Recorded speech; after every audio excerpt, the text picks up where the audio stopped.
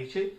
Right, today I'm just going to do a quick video showing you how to repair an H2 error on a pure air e-scooter.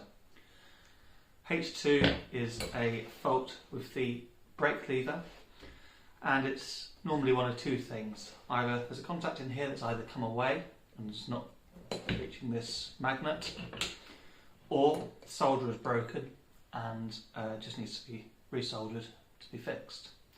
So next thing I'm going to do is open it up and we'll have a look inside. I'll show you how to do that.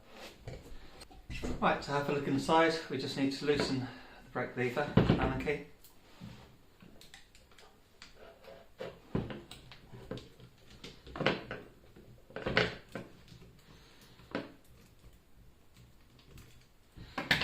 And then roll back this end of the grip.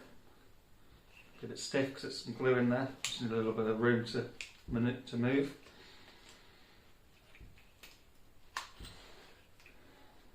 Next we're just going to, this brake lever sits in a little gap here, so we're just going to work that back a little bit. Once it's clear, I just tighten it up slightly so it gives us room to move.